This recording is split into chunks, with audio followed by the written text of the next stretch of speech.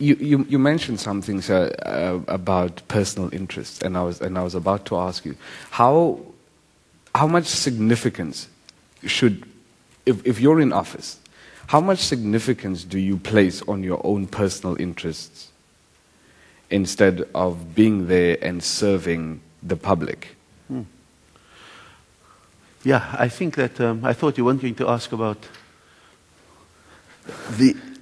I think that the issue that is important is that at some point over the last 3 years, I caught myself almost in a mode where I was fighting for my survival. Mm. And I had to ask. Is that your survival politically? Yes. And I had to ask myself, is this what we're about? Why are you here, and would you have the guts to step aside?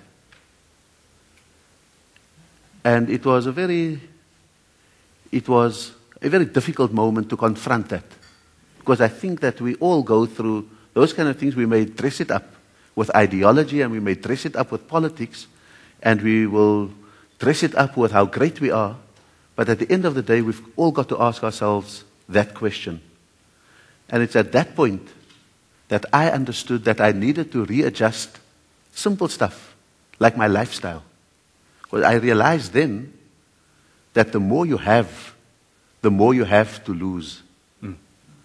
And the moment you have so much to lose, you are no longer a servant of the people.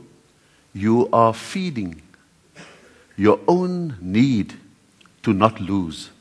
Mm. And it's not that you're taking bribes. It's not that you're getting money. It's that you adjust your lifestyle that an entire family becomes dependent on.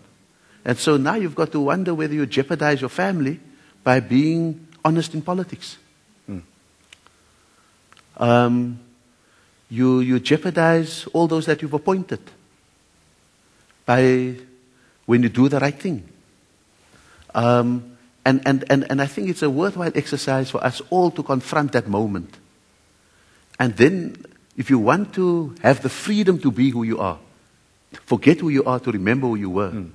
If you want to go back to who you were, it starts with making those adjustments in your own lifestyle.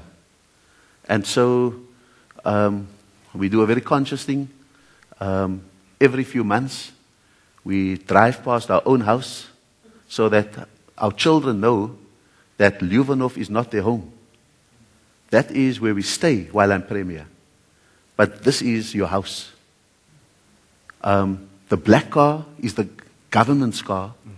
The red one is ours. And I think that unless one does it, I think that you are going to be trapped. And you are not going to be free to be yourself. Mm. And so, I'm not saying that I've resolved the dilemma.